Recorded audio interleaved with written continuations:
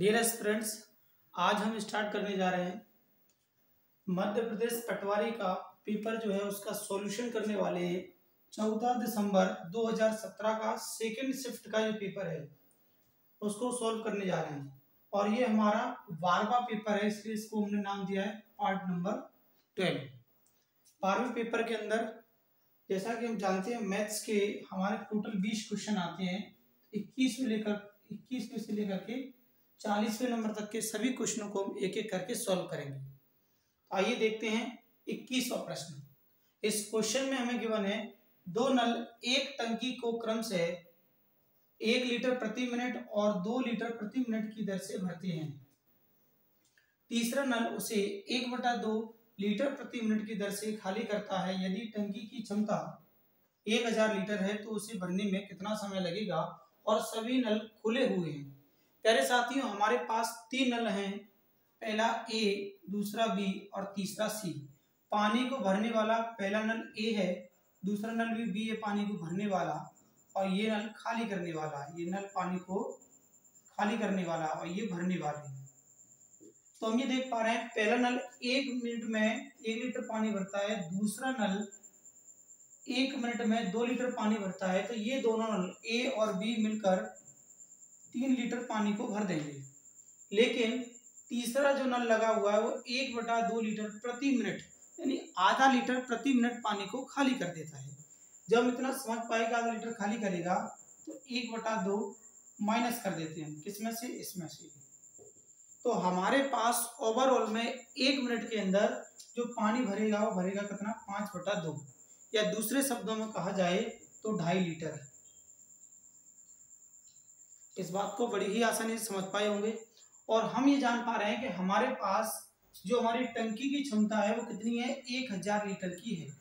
जब 1000 लीटर की टंकी की क्षमता है तो 1000 में हम डिवाइड करेंगे कितने से, 2.5 से, क्योंकि 1 मिनट के अंदर इतना पानी भरा जा रहा है और हमारी टंकी है 1000 लीटर की। तो जैसे ही हम डिवाइड करते हैं, इस पॉइंट को हटा दिया हमने तो ये आ गया हमारे पास कितना, 10, और 25 से डिवाइड कर दिया तो 4 टाइम्स जाएगा 0, गुणा कर दिया गया तो हमें मिल गया कितना, 400 मिनट। प्यारे साथियों, जैसा कि आप देख पा रहे हैं हमें यहाँ पर A B C D 4 option दिए गए हैं, लेकिन मिनट में एक भी नहीं है, चारों की चारों ऑप्शन घंटे में दिए गए हैं। तो हम इसे घंटे में बदलने के लिए 60 से डिवाइड कर देते हैं। आखिरकार 60 से ही डिवाइड क्यों किया, क्योंकि हम जानते हैं 1 घंटे में 60 मिनट होते हैं। तो जैसे हम इसको चेंज करेंगे 60 मिनट से डिवाइड करके, तो चेंज हो जाएगा किसमें, घंटे में। तो 0 से आपका 0 कैंसिल हो गया, 2 से और डिवाइड कर दिया गया तो आ गया 20/3, या भाग लगा दिया जाए तो 6 सही 2/3 घंटे, क्योंकि 6 बार पूरी तरह से भाग चला जाएगा और शेष पर 2 बचेगा। लेकिन फिर एक नई मुसीबत आती है, क्या कि हमारे पास अभी 40 मिनट है, यहाँ 6 घंटे हैं। तो पर्टिकुलर हम क्या करेंगे, इसको फिर से मिनट में चेंज कर देंगे। कितने से गुणा करेंगे, 60 से। इसको इससे डिवाइड किया 20 और 20 का 2 गुना किया, कितना आ गया, 40, यानी 6 घंटे 40 मिनट आंसर हमारा आ चुका है, जो कि ऑप्शन बी पर है। या दूसरे शब्दों में हम ये कह सकते थे, हमें मिनट जो मिले थे वो कितने मिले थे, 400 मिनट मिले हुए थे। और 400 मिनट को हम कैसे तोड़ दें, 60 के डिवाइड पर तोड़ दें, यानी कि 60 से डिवाइड करते तो 360 पूरी तरह से चला जाता, 6 घंटे में बदल जाता ये, और शेष बचते कितने, 40 मिनट। तो हम आंसर लगा देते 6 घंटे 40 मिनट, जो कि ऑप्शन बी पर है। बड़ी ही आसानी से आपको समझ आया होगा, आप इसका स्क्रीनशॉट ले सकते हैं, इसको बाद में आप कॉपी पेन में नोट कर लेंगे। अभी हम दूसरा क्वेश्चन देखते हैं। दूसरा जो हमें 22वां क्वेश्चन दे रखा है, 5/37 में 2019वां अंक क्या है। तो प्यारे साथियों, इस क्वेश्चन में हमें क्या करना होगा, इस 37 से 5 में डिवाइड करना होगा। इस 37 से 5 में डिवाइड करेंगे तो प्यारे साथियों हम देख पा रहे हैं डिवाइड नहीं जाने वाला, तो हम 0 पॉइंट लगाने के बाद यहाँ क्या करेंगे, अंक लगा देंगे। और अब जैसे हम डिवाइड करते हैं तो ये चला जाएगा कितनी बार, एक बार, तो ये आ गया हमारे पास 37। माइनस करने पर ये कितना बचेगा, 13 बचेगा। और फिर हम इसमें कंटिन्यू 0 लगाने के बाद इससे आगे और भी डिवाइड करेंगे। तो हम यहाँ देख पा रहे हैं अब हमारा ये डिवाइड आसानी से चला जाएगा। और डिवाइड करते हैं 37 का 3 गुना, तो ये आ जाएगा हमारा 1, 9 और 1, 11, यानी कि 111। और जैसे ही हम माइनस करते हैं तो हमें शेष बचने वाला है कितना 19 और 0 लगा दिया हमने, तो 37 से फिर से हम डिवाइड करते हैं तो 5 टाइम्स चला जाएगा और रिमाइंडर फिर से हमारा क्या बचेगा, शेष बचेगा। यानी कि हम देख पा रहे हैं अब हमारा रिमाइंडर फिर से कितना बच गया है, 5 बच गया, क्योंकि 185 बार डिवाइड जा चुका है। तो साथियों को मैं चेक कर लूँ यहाँ आ रहा है कि नहीं। हाँ, ये कवर हो पा रहा है तो ठीक है, इसको मैं थोड़ा सा सही से लिख देता हूँ। ये आ गया कितना 5। हम देख पा रहे हैं शुरुआत भी हमने 5 से की थी, यानी 5 में ही डिवाइड कर रहे थे, वापस से हमारा शेषफल क्या बचा है, फिर से 5 बचा है। यानी अगर हम इस क्वेश्चन को बार बार कंटिन्यू करते जाएंगे तो हमारा क्वेश्चन हमें बार बार क्या देगा, 1 3 5 1 3 5, और यही रिपीटेशन चलता रहेगा। अब यहाँ हमें समझना यह है कि हमें कौन सा अंक पूछा गया है, 2019वां अंक पूछा गया है। तो ये हमारा पहला अंक है, ये दूसरा है, ये तीसरा है, चौथा, पांचवा, छठवां, सातवां, आठवां, नौवां। लेकिन इस प्रकार से हम टोटल पूरे अंकों को नहीं लिख सकते, तो क्या कर सकते हैं, इसको सॉल्व करने के लिए हम क्या करेंगे, हम देख पा रहे हैं 3 अंकों के बाद हमारा क्या है, चक्रीय मान बार बार रिपीट हो रहा है, साइक्लिसिटी बन रही है 3 मानों की, तो इसीलिए हम क्या करते हैं, इसमें देखते हैं 3 से डिवाइड कर देते हैं, क्योंकि 3 अंकों के बाद पुनरावृत्ति हो रही है। तो 2019 में यदि हम 3 से डिवाइड करें पूरी तरह कट जाएगा, रिमाइंडर क्या बचने वाला है, 0। प्यारे साथियों, अगर रिमाइंडर 1 बचता है तो हम पहले वाले वर्ड को आंसर देते हैं, पहले अक्षर को। अगर रिमाइंडर 2 बचता है तो दूसरे अक्षर को आंसर देते हैं। रिमाइंडर कुछ भी नहीं बचता है, भाग पूरी तरह से चला जाता है, तो तीसरे स्थान पर जो लिखा हुआ है आंसर उसी को दिया जाता है।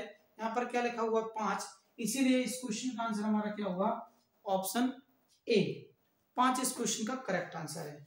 ये दोनों की दोनों आपको क्वेश्चन समझ आए होंगे, आप स्क्रीनशॉट ले लें और इन क्वेश्चनों को आप बड़ी आसानी से लिख करके अपनी नोट्स तैयार करें, जिससे आपको कल के दिन जब भी पटवारी का एग्जाम देंगे आप रिवीजन करने में आपको कोई भी दिक्कत नहीं होगी। 23वें क्वेश्चन में हम देखते हैं 18 सेंटीमीटर आधार व 11 सेंटीमीटर ऊंचाई के त्रिकोण का क्षेत्रफल वर्ग मीटर में है। यानी त्रिकोण का अर्थ होता है त्रिभुज। प्यारे साथियों, कोई भी त्रिभुज आपको दिया जाता है और अगर आपको उसका आधार दिया जाए, यानी मान लीजिए कोई भी ट्रायंगल हो आपका, अगर आपको इसका बेस दिया जाए और इसकी हाइट दी जाए, तो हम क्या करते हैं, 1/2 आधार गुणा ऊंचाई। आधार कितना है 18, ऊंचाई कितनी है 11, बस इसको सॉल्व कर देते हैं। किसी भी प्रकार का कोई भी त्रिभुज हो उसका क्षेत्रफल निकल आता है। तो जैसे हमने सॉल्व किया, 2 से डिवाइड किया 9 का मल्टीप्लाई 11 में किया, तो आंसर आ रहा है आपका 99 वर्ग मीटर स्क्वायर। 1 मिनट, सॉरी, यहाँ सेंटीमीटर आएगा, सेंटीमीटर स्क्वायर, क्योंकि ये पूरा का पूरा क्वेश्चन सेंटीमीटर में अगर यहाँ चल रहा है तो इधर भी आपका सेंटीमीटर आएगा, और अगर ये मीटर में चल रहा होता तो आंसर मीटर में आता। समझ पाए होंगे इस क्वेश्चन को। हम इन तीनों क्वेश्चनों को सॉल्व कर लेते हैं, उसके बाद आप स्क्रीनशॉट ले लेना, मैं नहीं मिटाऊंगा। 24वां क्वेश्चन देख रहे हैं आप। 24वें में दे रखा है, यदि 64 का स्क्वायर माइनस 36 का स्क्वायर बराबर 20x है तो x का वैल्यू क्या है, ये हमें फाइंड करना है। प्यारे साथियों, आप जानते होंगे a माइनस बी का a square minus B square का फार्मूला होता है a minus B and a plus B. अगर हम इससे करते हैं तो ये क्वेश्चन बहुत ही तेजी से हो जाएगा हमारा। हम देख पा रहे हैं सबसे पहले क्या करना है, इन दोनों को आपस में घटा देना है, और जैसे हमने इनको घटा दिया तो ये हमें घटाने पर कितना मिल रहा है, 64 माइनस 36, यानी ये मिलने वाला है हमें 8 और ये मिलने वाला है 2, यानी कि 28। अगर इन्हें जोड़ दें तो 64 और 36 को जोड़ने पर कितना होगा, 100। केवल इसे सॉल्व कर देना है। बराबर में क्या लिखा जाएगा, 20x, तो ये लिखा हुआ है 20x। 0 से हमारा 0 डिवाइड हो गया और 2 से हमने इसे डिवाइड किया तो ये चला गया कितनी टाइम्स, 14, यानी 14 का 10 गुना कर दिया जाए तो आंसर कितना प्राप्त हो रहा है हमें, 140। यानी x का जो मान हमें मिलने वाला है वह 140 प्राप्त हुआ है, जो कि ऑप्शन ए पर गिवन है। देखिए 25वां जो क्वेश्चन है, इतना मासूम प्रश्न है, आपको ज्ञात करना है, केवल औसत ज्ञात करना है। औसत ज्ञात करना है तो प्यारे साथी इन सभी को केवल हमें जोड़ना होगा और जोड़ने के बाद हमें डिवाइड करना होगा। जैसे हम इन सभी संख्याओं को जोड़ते हैं तो हमारा डिवाइड मिलेगा कितना, 205। मैंने आपको डायरेक्टली बोल दिया है, आपको जोड़कर ट्राई करना है। और डिवाइड किया 5 से, क्योंकि 5 संख्या है हमारे पास, 1 2 3 4 5, तो इसलिए 5 से डिवाइड कर आंसर कितना आ गया, 41। और आप इसका स्क्रीनशॉट ले लीजिए। 26वां क्वेश्चन हम देखते हैं, जिसके अंदर हमें गिवन है करणीय घातांक चैप्टर से क्वेश्चन लिया गया है। 125 बटा 5 की पावर 4 गुणा 5 की पावर 2 गुणा 5 की पावर दे रखा है हमें माइनस का 6 गुणा 5 की पावर 7 बटे में लिखा हुआ है 3125 और हमें ये वैल्यू फाइंड करना है। इसको सिंपलीफाई करने के बाद आंसर क्या आएगा। तो हम जैसा कि समझ पा रहे हैं करणीय घातांक जिस बच्चे को आता होगा बड़ी आसानी से कर लेगा, बहुत सिंपल क्वेश्चन है। और जिनको नहीं आता उनको मैं समझा देता हूँ। 125 जो दे रखा है इसको हम क्या लिख सकते हैं 5 की पावर 3। क्यों लिख सकते हैं, क्योंकि 5 गुणा 5 कितना होगा, 5 का 5 गुणा 25 और 25 का 5 गुणा 125, यानी इस बात को मैंने ये लिख दिया, कितना लिख दिया 125। तो 5 की पावर 3 बटे में लिखा हुआ है 5 की पावर 4 गुणा, देखिए ये जो गुणा में लिखा हुआ ऊपर उसको हम ऊपर लिखेंगे, जो नीचे आएगा उसको हम नीचे लिखेंगे। 5 की पावर कितना लिखा हुआ है 2। प्यारे साथियों ये इनवर्स लगा हुआ है। अगर हमारा कोई भी क्वेश्चन इस प्रकार से लिखा हुआ है इसको हम ऐसे लिख सकते हैं 5 की पावर 6। ये इनवर्स रूल को हमने चेंज कर दिया, किसमें माइनस था, बटे में लिखने पर ये माइनस हट जाता है, तो इसको हमने कहा भेज दिया नीचे 5 की पावर 6। अब देख पा रहे हैं 5 की पावर कितना दे रखा है 7, तो ये 5 की पावर 7 और लास्ट में दे रखा है कितना 3125। देखिए 3 बार गुणा करने पर कितना आ रहा था 3125। अगर मैं इसी गुणा को ऐसे करता 5 गुणा 5 गुणा 5 गुणा 5 गुणा 5, यानी एक बार मैं सॉल्व करवा के दिखाता हूँ आपको। 5 का 5 गुणा 25 125 625 3125। अगर हम इनका सभी का गुणा करते जाएंगे लगातार तो हमें प्राप्त होगा कितना 3125। तो जब 3125 प्राप्त होगा तो इसको हम देख सकते हैं कितनी बार 5 आया 1 2 3 4 5, यानी 5 की पावर 5। पहले साथियों सॉल्व कर देते हैं। आधार एक जैसे होने पर घातों को जोड़ दिया जाता है, तो ये आ गया हमारे पास कितना 9 और 3 12। तो यहाँ हम चेक कर पा रहे हैं 10 और 5 15, यानी 5 की पावर 15। अगर हम इसे सॉल्व करते हैं तो ये मिलेगा हमें 1 बटा 5 की पावर 3। 5 की पावर 3 का अर्थ ये है 1 बटा 125। यहाँ से हमने देख पाया 5 की पावर 3 को क्या लेते हैं 125। अब एक का डिवाइड कितने, सॉरी एक में कितने का डिवाइड करना है 125 में, और जैसे ही आप डिवाइड करेंगे तो आपको आंसर क्या प्राप्त होगा ऑप्शन बी। ये आपको प्रैक्टिस करना होगा, जब प्रैक्टिस आप कर लेंगे तो ये अपने आप दिख जाता है, आपको इसको सॉल्व करने की भी जरूरत नहीं पड़ती है। अब इसका स्क्रीनशॉट ले लें और फिर बाद में नोट करेंगे आप इसे। क्वेश्चन में गिवन है हमें 28वें में, जॉन विद्यालय की ओर आधी दूरी तक चला, उसे एहसास हुआ कि उसे देर हो गई और शेष दूरी को उसने दौड़ लगाई। यदि वह 12 मिनट के लिए चला और जितनी तेजी से वो चला उससे 4 गुना तेज दौड़ा, तो विद्यालय पहुंचने के लिए जॉन को खाली स्थान का समय लगा। प्यारे साथियों सबसे पहले हम इतना जानते हैं, अगर कोई भी व्यक्ति है चल रहा है, यानी क्या जानते हैं चाल बराबर दूरी बटे समय। यहां से हमें पता चलता है अगर कोई हमें स्पीड का रेशियो दे रखा हो, स्पीड यानी चाल दे रखी हो, और अगर हम उसको उल्टा कर दें तो हमें जो मिलेगा वैल्यू कौन सा मिलेगा, टाइम का रेशियो प्राप्त हो जाएगा हमें। जैसा कि हम समझते हैं घर से विद्यालय से जा रहा है, सॉरी विद्यालय की ओर जा रहा है, तो आधी दूरी तय करता है, आधी दूरी उसने चलते हुए तय की है, और शेष दूरी को कैसे करेगा वो दौड़कर तय करेगा, दौड़कर। तो हम ये समझते हैं जितनी दूरी उसने चलकर तय की है उतनी दूरी दौड़कर तय करेगा, यानी इनकी दूरियां निश्चित हैं, बराबर हैं दोनों की दोनों, आधी आधी दूरी हमने बराबर हिस्सों में बांट दी है।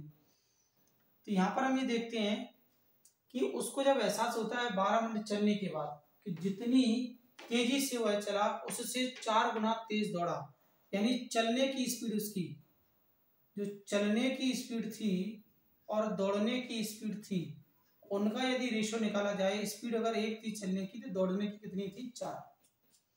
अगर मैं इसको पलट दूं तो हमें प्राप्त होगा क्या, टाइम का अनुपात। टाइम का जो रेशियो मिल गया और हमें ये पता चला कि चलने के दौरान उसने जो समय खराब किया है वो कितना किया है 12 मिनट का। यदि वह 12 मिनट के लिए चला, कितना चला 12 मिनट के लिए, तो हम देख पा रहे हैं 4 यूनिट टाइम बराबर कितना दे रखा है 12 मिनट, और 4 से डिवाइड कर दें 1 यूनिट समय का अर्थ आएगा कितना, 3 मिनट। तो प्यारे साथियों दौड़ा कितना है, वो केवल 1 यूनिट। इस 3 का बड़ा अगर हम यहाँ करते हैं तो पता चलता है कि 3 मिनट के लिए वो दौड़ा है। तो चलते हुए उसको 12 मिनट लगे थे और दौड़ते हुए 3 मिनट। तो विद्यालय पहुंचने में, कहाँ, विद्यालय पहुंचने के लिए जो उनको जो कुल समय लगा है 12 और 3 कितना, 15 मिनट का टाइम लगा हुआ है। ये क्वेश्चन भी आपको बड़ी आसानी से समझ आया होगा। ले लीजिए इसके स्क्रीनशॉट और बढ़ते हैं अगले प्रश्न की ओर।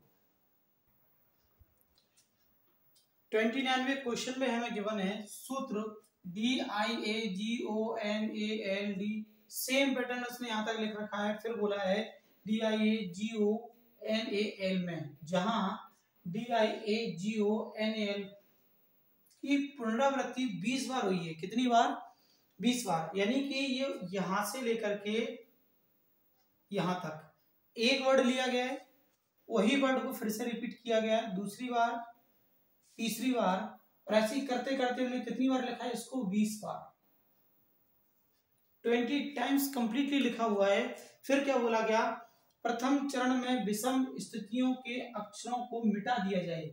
यानी कि हमारे पास यहां से अगर हम लेते हैं तो DIAGONAL हमें प्राप्त हुआ है। विषम स्थितियां यानी कि विषम स्थान, अगर ऑड प्लेस की बात की जाए तो ऑड प्लेस पर जो हमारे वर्ड्स लिखे हुए हैं उन्हें हमें क्या करना है, मिटाना या कैंसिल करना है। क्या करना है, मिटाना है। हम देख पा रहे हैं पहला, तीसरा, पांचवा, सातवां, ये हमारे क्या है, ऑड नंबर है, ऑड नंबर के प्लेस हैं जिन्हें हमें क्या कर देना, हटा देना है। कब तक हटाना है, शेष सूत्र में। अब हम देख पा रहे हैं शेष हमारे पास क्या बचा हुआ है, यही बचा हुआ है। इसमें फिर से हमें यही कंडीशन लगानी है। क्या करनी है, फिर से विषम स्थितियों के अक्षरों को मिटा दिया जाए।